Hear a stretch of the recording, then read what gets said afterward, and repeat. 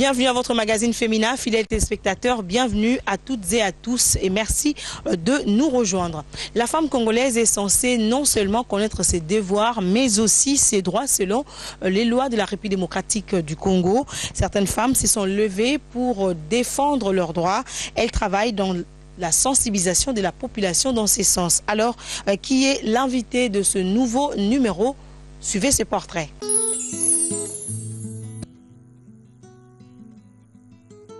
Pélagie Ebeka Moujangi est veuve, mère de 4 enfants et grand-mère d'un petit garçon.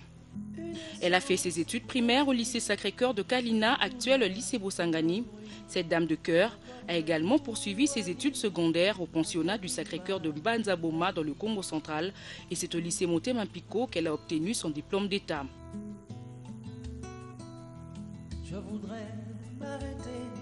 Pour ce qui est de son cursus universitaire, Pélagie Ebeka est licenciée en droit à l'université de Kinshasa.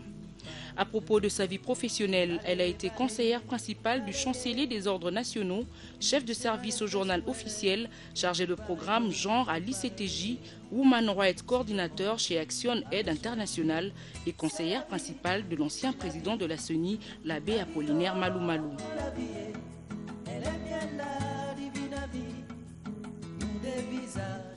Actuellement, Pélagie Ebeka est présidente nationale de l'Association des femmes juristes du Congo, AFEJUCO en sigle. Elle travaille comme avocate au barreau de Kinshasa-Gombe. Pélagie Ebeka est également membre du Conseil consultatif de l'ONU Femmes.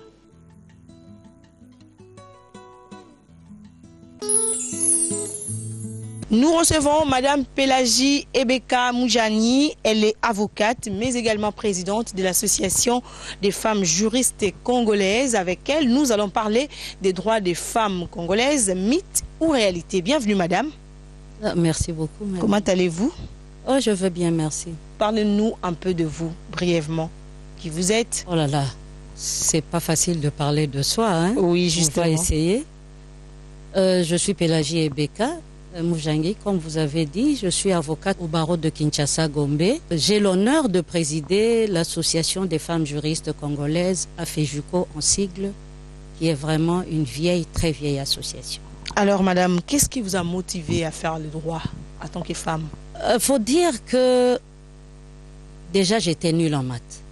Ça c'est bon. Quand j'étais jeune, j'étais nulle en maths et donc je ne pouvais pas envisager embrasser les sections scientifiques, mais seulement j'aimais bien le français et j'aimais bien voir, suivre les films policiers. Je me disais, moi je serais soit juge, soit avocate.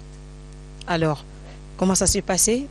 Vous êtes allé vous inscrire à l'UNIKIN, c'était facile d'être étudiante? Non, je dirais que personnellement, pour moi, ça n'a pas été facile au début parce que j'ai fait pratiquement toute mon école primaire et secondaire chez les sœurs.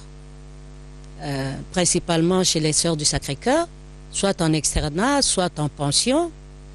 Et donc, c'était pour moi la toute première fois d'étudier avec des garçons parce que je n'avais jamais fréquenté une école mixte. Et donc, la première fois pour moi d'étudier avec des garçons, c'était à l'université.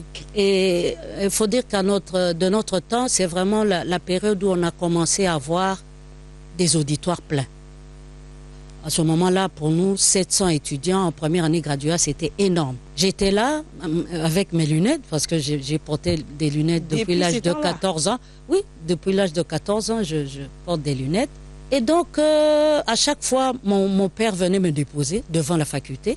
Et j'ai remarqué que les garçons se moquaient de moi. Bon, la fille à papa, etc. Finalement, j'ai demandé à mon papa de ne plus venir me déposer, que j'allais me débrouiller.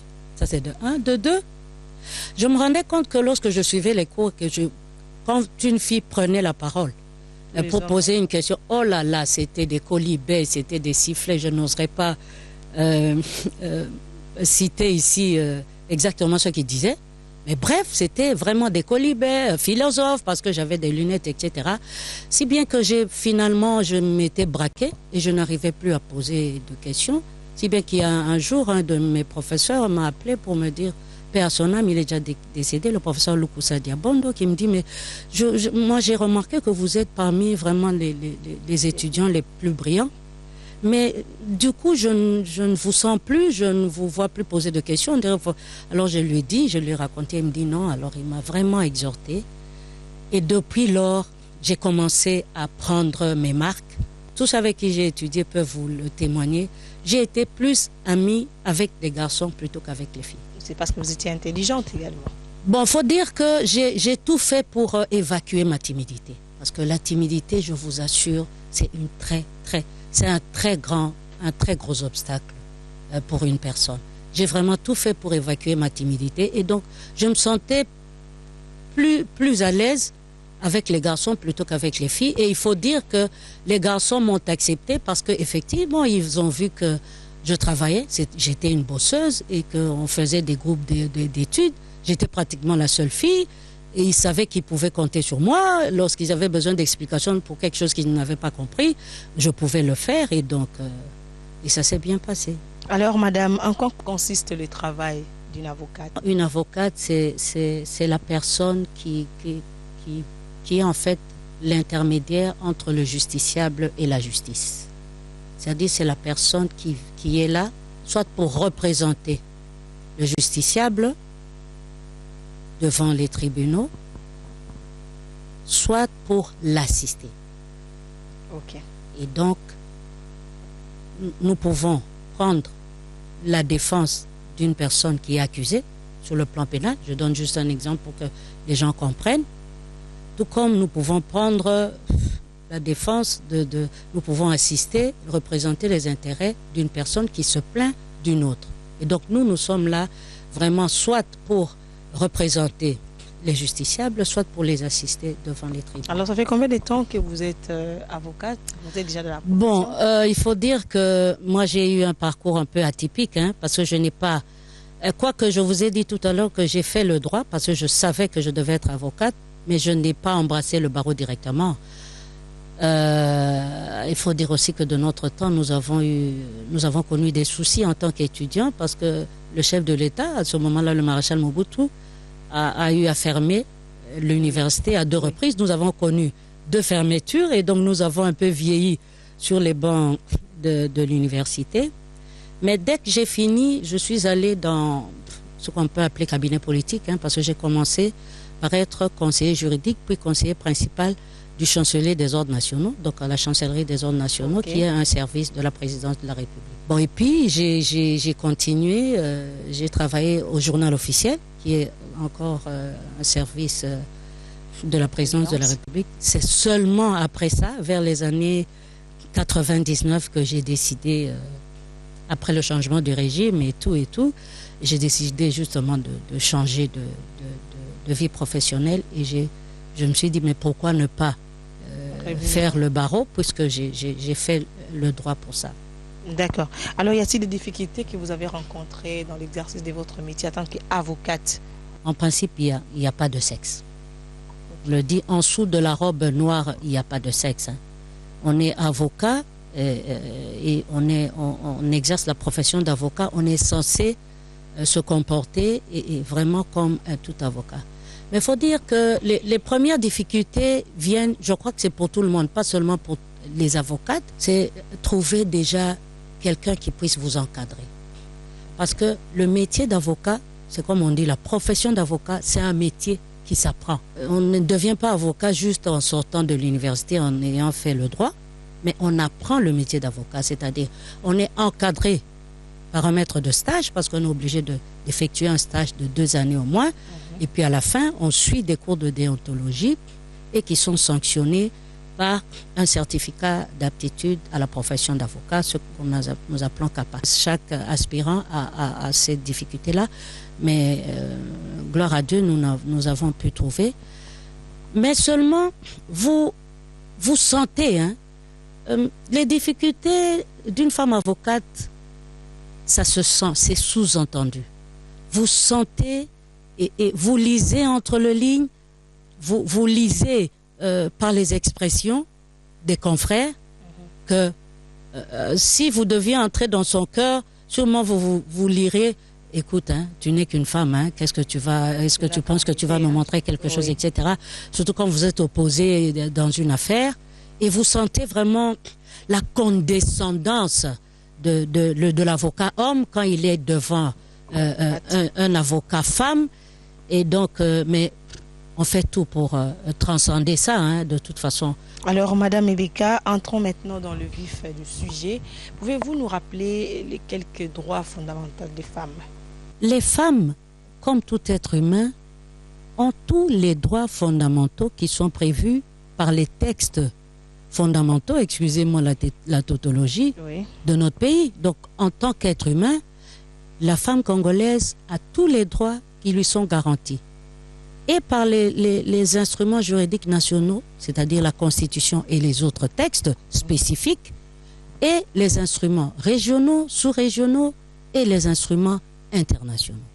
Et là, je ne parle pas seulement des instruments parce que nous avons des instruments généraux qui prévoient des droits fondamentaux pour tous les êtres humains, mais nous avons également des instruments, donc des textes spécifiques qui prévoient des droits spécifiques aux femmes. Je donne un exemple sur le plan international, la Convention pour l'élimination de toutes les formes de discrimination à l'égard des femmes, que nous appelons communément CEDEF, c'est juste, ça concerne juste les droits spécifiques des femmes. Quels sont ces droits? Quelles lignes? Bon, c'est sur le plan de la personne humaine. La femme a droit à son intégrité physique, elle a droit à la vie, elle a droit au respect, elle a droit à la dignité, elle a droit au respect de son intégrité physique, c'est-à-dire qu'on ne doit pas commettre des violences, exercer des violences sur elle, que ce soit violence physique, que ce soit violence psychologique, que ce soit violence sexuelle. Et ça, c'est vraiment, ce n'est pas spécifique aux femmes parce que faut dire que notre législation sur les violences sexuelles concerne et les hommes et les femmes, mais malheureusement, les réalités que nous vivons font que c'est plus les femmes qui en sont victimes. Qu'est-ce qui fait qu'aujourd'hui, c'est les constats que nous avons fait sur terrain, la plupart des femmes quinoises, prenons d'abord la ville de Kinshasa, elles connaissent plus leurs devoirs des femmes que leurs droits. Qu'est-ce qui peut être à la base de ça, madame? Vous savez, il y a quand même plusieurs facteurs qui peuvent être à la base de ça. Tenez, par exemple, vous savez que l'éducation, c'est quelque chose de fondamental. L'éducation libère quelqu'un. L'éducation vous rend autonome. L'éducation vous rend accessible, ouvert à tous les horizons. Et lorsque vous prenez rapidement les statistiques de la scolarisation des femmes et des hommes, en tout cas les filles sont moins scolarisées que... En tout cas ces dernières années, on peut se dire qu'il y a eu des progrès énormes, mais quand vous prenez le taux d'analphabétisme dans le pays, celui des femmes est toujours plus élevé que celui des hommes. C'est déjà ça. Quand vous ne savez pas lire, madame, c'est difficile d'avoir accès à l'information nécessaire et notamment l'information qui concerne vos droits. Et un deuxième élément, c'est le poids des coutumes. Tous les préjugés sociaux, culturels défavorables à la femme. La femme, dès sa naissance, elle est élevée dans la condition où elle sait. On lui dit, malheureusement, déjà au sein de sa famille, qu'elle n'a pas son mot à dire, elle vient toujours après l'homme. Tout ce qui est travaux domestiques, ça lui appartient. Et tout ce qui est loisirs, football, etc., c'est le garçon. Qu'est-ce qu'il faut faire exactement pour que la population congolaise, ou la femme précisément, puisse avoir un peu de connaissance sur ses droits, même 3, 4 ou 5 droits seulement? Quelque chose, tant qu'elle est cachée, on ne peut pas la connaître, n'est-ce pas? Et donc, pour pouvoir connaître, il faut que cette chose-là soit dévoilée. Et pour ce qui est des droits, les droits, comme on a dit tantôt, les droits sont prévus dans les textes. Et ces textes-là, s'ils ne sont pas connus par les femmes, c'est impossible que les femmes connaissent leurs droits. Et ces textes-là, ils peuvent être connus comment? Je vous dirais, madame, que la constitution de notre pays, la loi mère, comme on aime bien le dire, la constitution prévoit que les lois une fois qu'elles sont publiées au journal officiel, juste un mois après, elles entrent en vigueur. Et donc, comme le Code de la famille, je donne l'exemple du Code de la famille, qui a été promulgué par le chef de l'État, qui a été publié par le journal officiel mi-décembre 2016. Et donc, déjà, on peut dire que dès janvier 2017, le Code de la famille est en vigueur. Mais ce Code de la famille, ce n'est qu'une modification. Mais le Code en soi, c'est depuis 1987. Donc, normalement, les codes devaient aussi être révisés. Non, parce qu'il y avait des choses quand même, il y avait des choses qui n'avaient pas à être modifiées. On a modifié les choses qui avaient besoin d'être modifiées. Mais je disais que la Constitution dit qu'il appartient au gouvernement, dans les 2 mois, dans les 60 jours qui suivent la promulgation d'une loi, de la diffuser non seulement en français, mais dans les 4 langues nationales. Et donc, c'est pour dire que c'est déjà d'abord du devoir du gouvernement. Nous, quand nous le faisons, dans le cadre de la société civile, dans le cadre de nos associations, nous ne faisons qu'appuyer le travail du gouvernement. Ok, Madame Ebeka, puisque vous avez déjà relevé ces problèmes de ces articles qui ont été révisés dans le Code de la famille, il s'agit exactement de quel article? Est-ce que c'est une bonne chose selon vous? En tout cas, je ne connais pas l'avis de chacun, mais en tout cas, personnellement, je dirais que, ouf, il était temps. Il était vraiment temps d'adapter les réalités de la femme congolaise, les réalités de tout le pays d'ailleurs, à ces dispositions du Code de la famille qui étaient vraiment discriminatoires. Parce que pour le Code de la famille, la jeune fille était capable en tout point de vue, mais dès qu'elle se marie, à la minute où elle se marie, elle devient incapable. Et donc, en supprimant l'alinéa 2 de l'article 215 du Code de la famille, qui parlait de l'incapacité juridique de la femme mariée, il y a eu plusieurs conséquences dans le texte. Parce que je vous dirais que presque toutes les dispositions discriminatoires qui se trouvaient dans le Code de la famille trouvaient leur fondement dans cette disposition-là de l'incapacité juridique de la femme mariée. Je vous donnerai un exemple. Dans les articles 448 et suivants, on disait que la femme, si elle doit s'obliger juridiquement, c'est-à-dire se faire embaucher, obtenir un crédit auprès d'une banque, exercer le commerce, etc., elle devait avoir l'autorisation de son mari. Non, désormais, c'est la concertation entre les époux qui est prévue par la loi. Et il y a plein de conséquences par rapport à cette modification-là, à cette suppression de l'incapacité juridique de la femme mariée, notamment pour l'adultère. Vous êtes présidente de l'association des femmes juristes congolaises. Quels sont les objectifs que vous êtes assignés dans votre association? Et comme je vous le disais, l'association des femmes juristes congolaises, c'est une très vieille association. Elle existe, elle a reçu sa personnalité juridique d'une ordonnance du 19 janvier 1987, s'il vous plaît. Waouh, ça fait très longtemps. Oui, très très longtemps, ça fait 30 ans. Et donc, l'objectif principal au moment de la création de l'association, c'était justement le sujet de notre propos, c'est-à-dire les droits des femmes. Comment faire pour que la femme connaisse ses droits? Parce que le constat avait été fait selon lequel la plupart des violences que les femmes subissaient de la part des hommes, il y a aussi des violences faites aux femmes par les femmes. Par les femmes, oui. Oui. Et la plupart du temps par les hommes, ce n'est pas seulement toujours par mauvaise foi. C'est aussi par ignorance. Parce que et les femmes et les hommes ignorent les droits dont jouissent les femmes. Voilà pourquoi nous, à l'association, nous étions les aînés du moins qui ont créé l'association, se sont assignés comme objectif de vulgariser les textes des lois pour permettre aux femmes de connaître leurs droits et de les exercer. Parce qu'une chose est de connaître ses droits et une autre de les exercer, de les revendiquer. Alors, madame, ça fait 30 ans que votre association existe déjà. C'est le rôle du gouvernement qui est censé promulguer ou faire sensibiliser la population par rapport, les femmes par rapport à leurs droits. Alors, qu'est-ce que vous faites? Vraiment, nous vulgarisons les textes de loi et nous sensibilisons. Parce que vulgariser, c'est mettre à la portée de quelqu'un. Mais sensibiliser, c'est amener cette personne-là que vous avez auprès de laquelle vous avez vulgarisé à effectivement exercer ses droits. Et c'est ce que nous faisons. Nous le faisons à l'aide de support, nous produisons des dépliants tout simples, hein, de toutes petites questions-réponses, hein, dont les questions constituent les textes de loi et les réponses, c'est vraiment ce que les personnes attendent et que nous traduisons dans les 4 langues du pays. Nous produisons des émissions et il y a des campagnes où nous faisons vraiment des sensibilisations, nous faisons dans des marchés, parce qu'en fait, nous avons dit, la meilleure sensibilisation, c'est la sensibilisation de proximité. C'est-à-dire, au lieu de faire venir les personnes dans des salles, nous allons vers les personnes. Donc, nous allons dans les marchés. Nous utilisons les radios du marché. Nous allons dans les entreprises. Parce que vous savez, les femmes qui sont dans les bureaux, elles n'ont pas le temps de laisser. Sinon, on dira, oh, les femmes, hein, elles sont toujours occupées, elles sont toujours absentes, etc.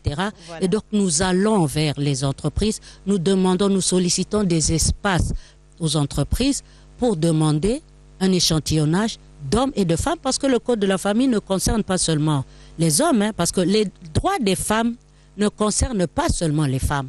Ça concerne et les femmes et les hommes. Et d'ailleurs, un homme qui parle des droits de la femme est mieux écouté qu'une femme qui parle des droits de la femme.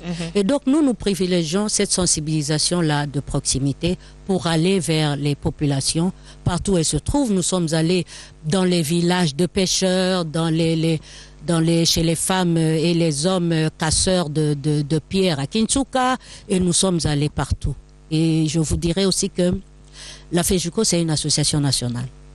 Nous avons des comités en tout cas, la plupart des provinces, notamment dans le Kivu, dans le Mandimba, dans le Bas-Congo, à l'Équateur et au Katanga.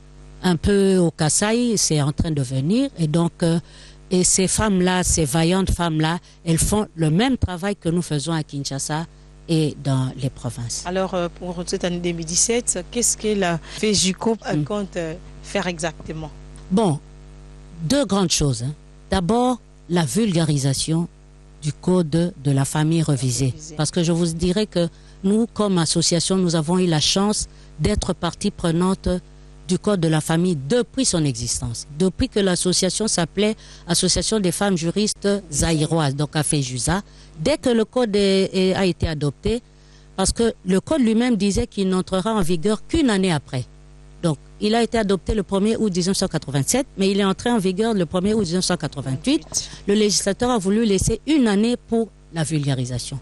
Et les femmes juristes étaient sur terrain dans les provinces pour vulgariser. Nous avons organisé un congrès des femmes juristes africaines sur le thème des successions, parce que vous savez que les successions, c'est quand même c'est une difficulté commune, hein, une réalité commune à toutes les sociétés africaines. Et nous avons, en tant qu'association, vraiment pris partie active dans tout le processus de modification du Code de la famille, que ce soit pour le plaidoyer, que ce soit dans les discussions au sein des commissions du Sénat d'abord et de l'Assemblée nationale jusqu'à l'adoption. Et donc, nous considérons le Code de la famille un peu comme notre bébé.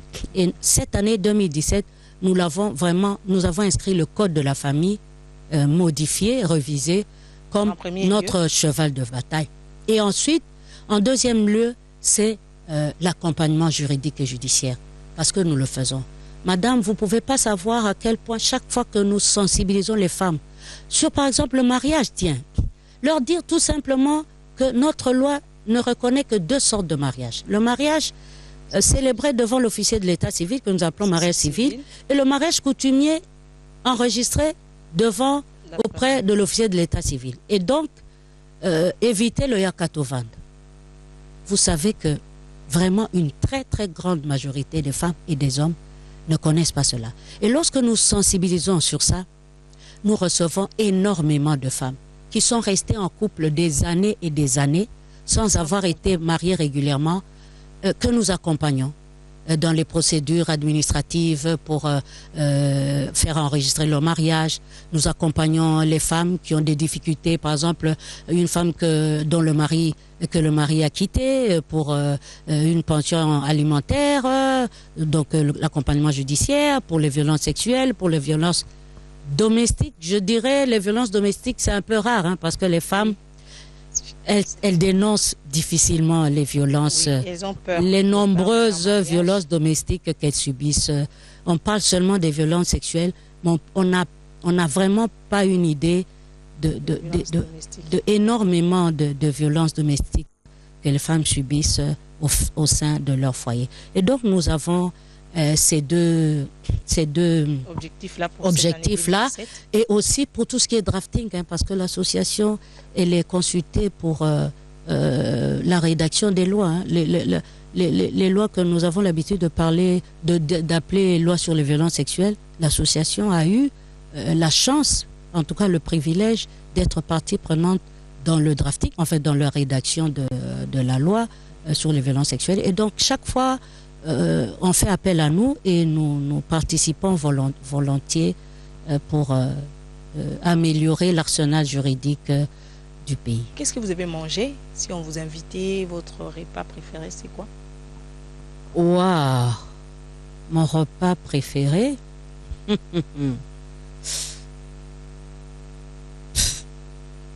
pandou. Le pandou, hein. Bon, ça dépend de comment c'est assaisonné, hein. Quand ça, comme on appelle le fondou à maïmaï, c'est mieux avec le foufou. Et quand ce qu'on appelle le fondou à mafuta, c'est mieux avec le riz et avec un peu de poisson en accompagnement. Et c'est bon. D'accord. Et qu'est-ce que vous détestez plus chez les hommes? Chez les hommes, c'est le machisme. Waouh, cette réponse revient à toutes les femmes. Oui. Ils n'aiment pas ça, les femmes. Ah ouais, parce que ce que j'ai surtout horreur de la condescendance il n'y a pas longtemps, ma voiture était en panne, j'ai pris un taxi.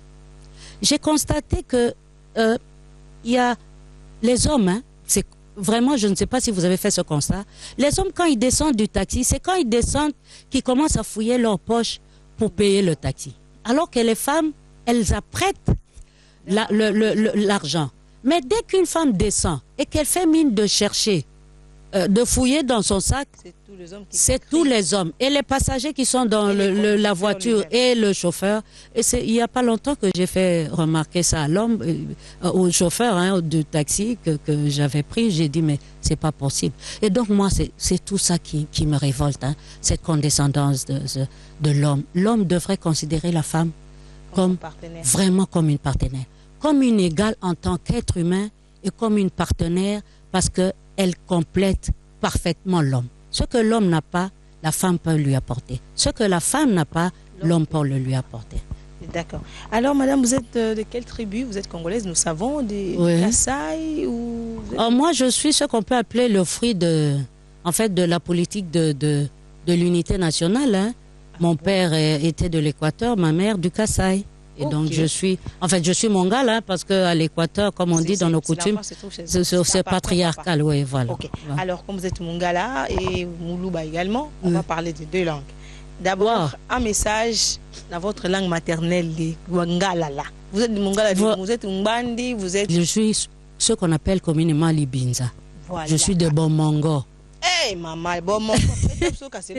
Non, écoutez, vraiment là, je vous dis, moi, je suis plutôt, si vous me demandez ma tribu, je suis plutôt quinoise. Parce que je suis née ce jour, 7 mars 1958, à Kinshasa, à Bandal. Et donc, j'ai fait juste quelques voyages dans les villages. Non, c'était le lingala ou le français, malheureusement. Mais je suis mère de 4 ans. Vous gérez et les enfants et votre travail. Non, il faut dire que j'avais un mari, j'avais un homme formidable hein, qui m'appuyait énormément parce que j'avais mon travail, j'avais l'association et j'avais les enfants à la maison. Oui, c'était bon. Il faut dire que nous sommes en Afrique. Hein, il y a toujours les parents, les membres de famille qui vous aident aussi. Hein. C'est pas pour rien qu'on dit la femme aux 1000 bras. Hein. Et donc on s'arrange toujours pour faire face à toutes les obligations. Je vous informe qu'aujourd'hui c'est le 7 mars, Madame Pelagie Ebeka fête ses 59 ans d'existence. 59. Tout nouvel, le meilleur, Madame. Merci, je vous remercie. Joyeux anniversaire, que Dieu vous garde encore longtemps. Amen. Parce que la nation a besoin de vous. Amen. Amen. D'accord. Voilà, chers téléspectateurs, ça n'est fini pour ce numéro de votre magazine Féminin qui a reçu pour vous Madame Pélagie Ebeka Moujani. Elle est avocate au barreau de Kinshasa Gombe, mais également présidente de l'association des femmes juristes congolaises avec elle nous avons parlé des droits des femmes, si c'était un mythe ou c'était une réalité. Elle a également précisé par rapport à quelques articles du Code de la famille qui ont été revisés. Merci de nous avoir suivis et à très bientôt.